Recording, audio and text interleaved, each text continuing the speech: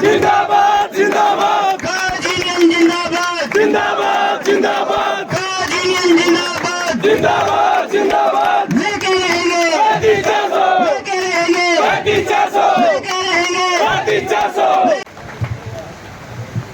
कर्मचारी एकता, जिंदाबाद लिपिक एकता, जिंदाबाद भारत माता की। जय। साथियों, मुहिम से संबंधित सारी चीजें आपको व्हाट्सएप पे ये सारी चीजें मिल जाती होंगी, क्योंकि ये शुरुआत के दिन नहीं रहे। मैं आपको संक्षेप में यही बताना चाहूंगा कि लगभग 90% काम हो चुका है। 10% इस हफ्ते में कंप्लीट हो जाएगा। साथियों, मेरा ऐसा विश्वास है, व्यक्तिगत विश्वास है कि इस हफ्ते तक जो बचा हुआ 10% काम है, इसी पूरा करने के लिए हम अलग अलग जगह में जा रहे हैं। यहाँ पे आने का भी एकदम से बड़ा था, कुरुक्षेत्र से, सोनीपत से, इस तरफ से हो रहे थे। मैं एक चीज बताता हूँ आपको साथियों, ये मुहिम कैसे शुरू हुई। ये विक्रांत के कारण शुरू नहीं हुई, मैं प्रैक्टिकल चीज बताता हूँ, और ये किसी से संबंधित नहीं, हमारे से संबंधित है। जब हेडक्वार्टर का हमने सोचा कि हेडक्वार्टर के अंदर कैसे प्रवेश किया जाए और कैसे यहाँ के प्रधान कौन होंगे, किसके पास जाया जाएगा और किससे संपर्क किया जाएगा, क्योंकि हेडक्वार्टर के बारे में ये भावना रहती है कि भाई वहां तो 2.5 साल के अंदर असिस्टेंट हो जाता है और वहां का कर्मचारी बाहर नहीं आ पाता। इस प्रकार की भावना रहती है। पहले के प्रधान थे जो जिन्होंने संघर्ष किया था, बाद में क्या भाई वो ठंडे हो गए और उसके बाद क्या है, इस तरह की कोई मुहिम नहीं चल रही। हम गए हमारे पब्लिक हेल्थ में, पीडब्ल्यूडी में, इरिगेशन में। उसके बाद साथियों ने बताया कि भाई टेक्निकल एजुकेशन में है हमारे एक बहुत पुराने प्रधान जी है, तो उनसे मिलने के लिए भी हमें क्या है 2 लेयर पार करनी पड़ी थी, क्योंकि वहां पे प्राइवेसी वगैरह ऐसी कंडीशंस है। विजय फोगाट जी से मिलने के लिए हमने 2-3 जगह जो चीजें होती है एंट्री करवाने की, वो पार करके जाना पड़ा। तो मेरे अंदर अंदर कॉन्फिडेंस ऐसे डाउन हो गया, यार जिस आदमी से मिलने के लिए हमें 2 लेयर पार करनी पड़ रही है, उसको हम स्ट्राइक के लिए, इस प्रकार की भावना के लिए कैसे प्रेरित कर सकेंगे। लेकिन मैं आपको विश्वास दिलाता हूँ, इन्होंने हमारी सिर्फ है ना बातें तो साइलेंट रूप में सुनी, पता नहीं भाई नजरों से क्या पढ़ा, इन्होंने क्या महसूस किया। इन्होंने उसी समय हमारे साथ निकलकर शिक्षा विभाग में ऐसे 4-5 डिपार्टमेंट कवर किए और वादा दिलाया, भाई आप चिंता मत करना, अगर फील्ड से साथी आए ना तो हम बिल्कुल भी पीछे नहीं हटेंगे। एक बार भाई साहब के लिए और भी अपने हरिओम भाई का तो आपको पता है स्टार्टिंग से हमारे साथ जुड़ा हुआ है, मतलब जो फाउंडेशन मेंबर है उसमें हरिओम भाई उनमें से एक है हमारे डिपार्टमेंट ईएसआई हेल्थ केयर से, लेकिन फाउंडेशन मेंबर एक है कुलदीप भाई। डीसी ऑफिस में गए, लगभग हम 22-23 साथी थे डीसी ऑफिस के अंदर भी, अंदर यही थी पंचकुला के साथी वो कैसे करें। लेकिन ये टसक हर एक कर्मचारी के अंदर थी, जिसके भी पास गए उसको 35-400 की नब्ज दबाते वो हमारे साथ चल पड़ा था साथी। और उन्हें जो चीजें हमने समझाई वो यही तथ्यों पर आधारित चीजें समझाई, जिसके बाद वो जागरूक हो गया और हमारी इस मुहिम के साथ एक साथ आता गया।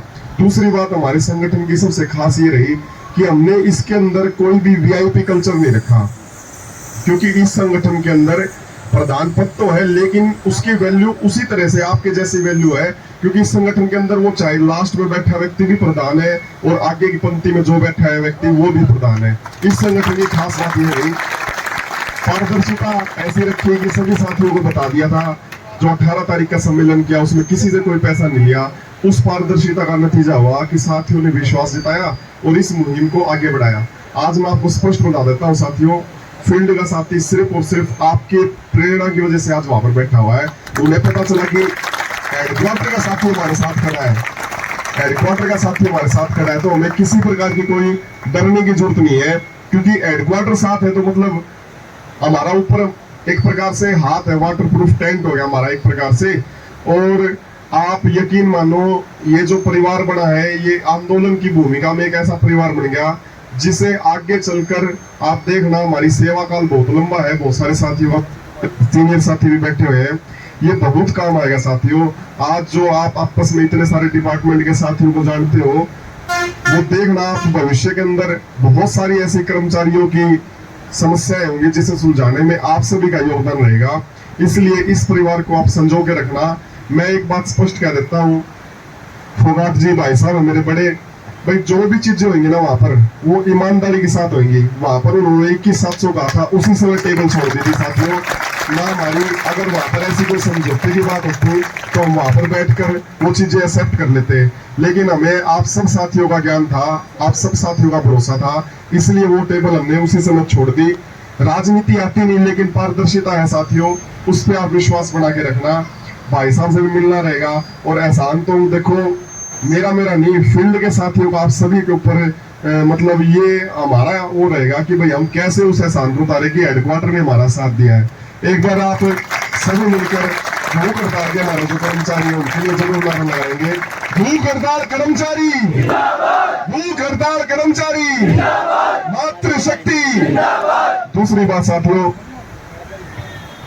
नौकरी के अंदर ये 35-400 की मुहिम तो है, लेकिन आज देखो अगर किसी का भी, चाहे वो पुरुष हो चाहे महिला साथी हो, उसका कोई शोषण करने की हिम्मत नहीं रख सकता भविष्य में। फोगाट जैसे भाई, हरिओम जैसे भाई, प्रदीप जैसे जितने भी भाई बैठे हैं, अगर उसको कोई दिक्कत होती है तो वो बताने के लिए सक्षम होगी कि भाई मेरे साथ इतने सारे भाई और इतनी सारी बहन जुड़ी हुई है। तो ये सबसे बड़ी जीत है साथियों। नौकरी करनी आपकी बिल्कुल आसान रहेगी, किसी के ऊपर कोई दबाव नहीं पड़ेगा।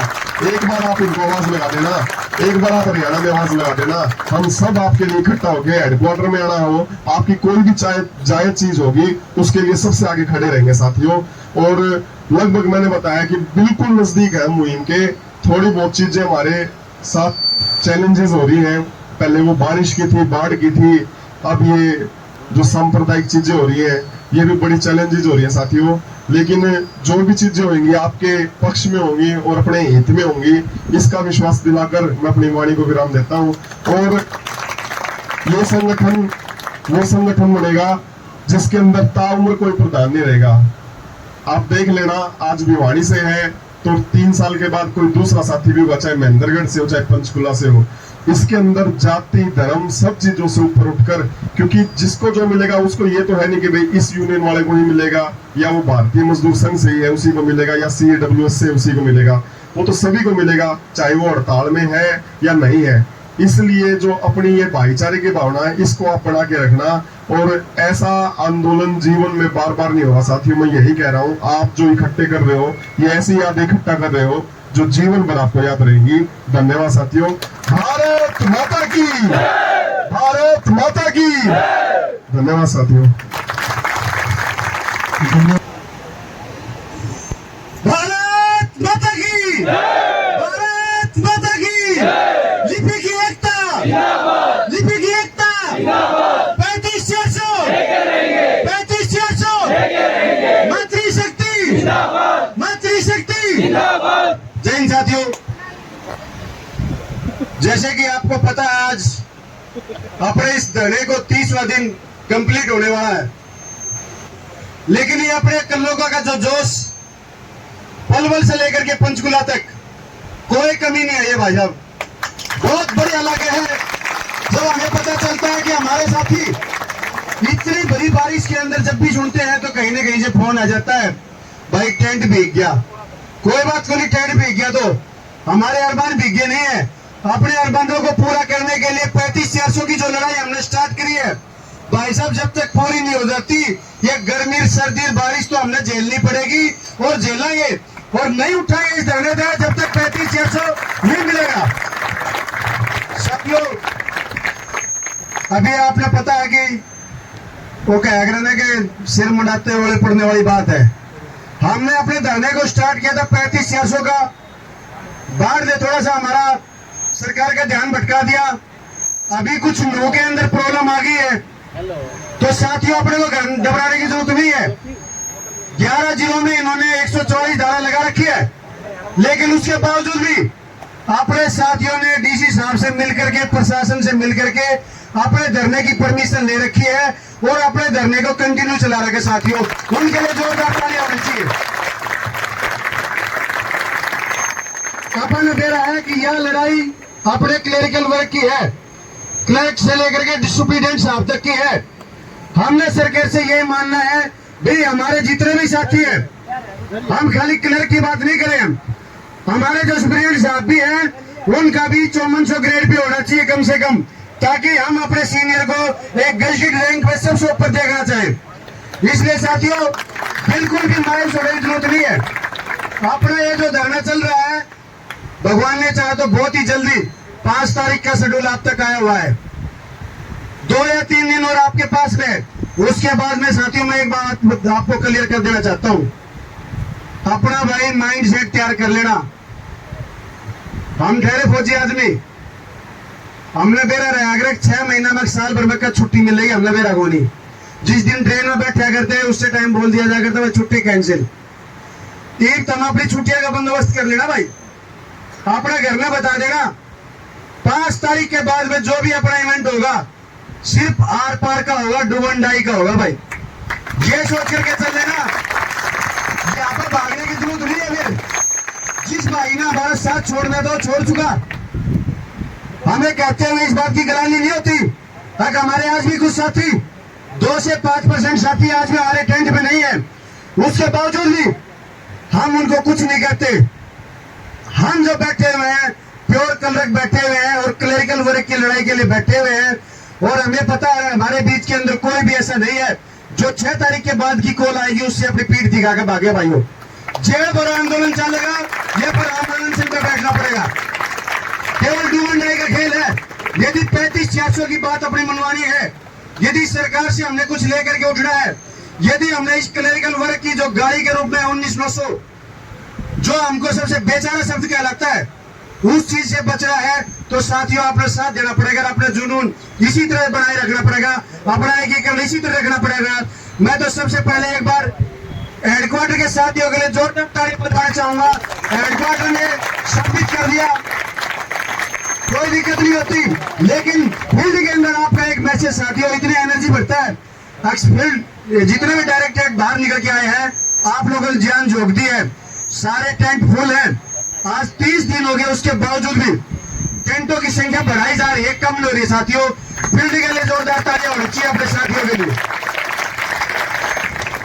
हमारा उद्देश्य अपार के सिर्फ ये है भाइयों, जैसे भाई साहब ने बताया था हमने तो दिन रात छोड़ रखी, कितना है कितने पता ही नहीं चल मार दो। इसलिए आप लोग अपना आगे की जो भी तैयारी करो, उसके लिए सारे भाई बैठ करके विचार मांगे जा रहे हैं। भाई 6 तारीख के बाद में के एनर्जी के हमने अगला स्टेप लेना है, तो इसलिए जितने भी साथी बैठे हुए हैं सारे भाई अपना एकदम डेडली श्योर होकर के आ जाना। 6 तारीख के बाद की जो भी कॉल होगी वो हमारे आर पार की लड़ाई होगी। बार बार बोलने से हमारे पनवल के साथी भी जो कि आज उन्होंने नहीं लगा रखा टेंट, उसके बावजूद भी कह रहे हैं भाई साहब एक कॉल कर देना, 5 किलो को 8 देंगे, हम कति 5 किलो को भर देंगे, और जो भी धरना होगा वो इसी ग्राउंड में होगा भाई। इसलिए आपकी जिम्मेवारी ज्यादा बढ़ती जा रही है।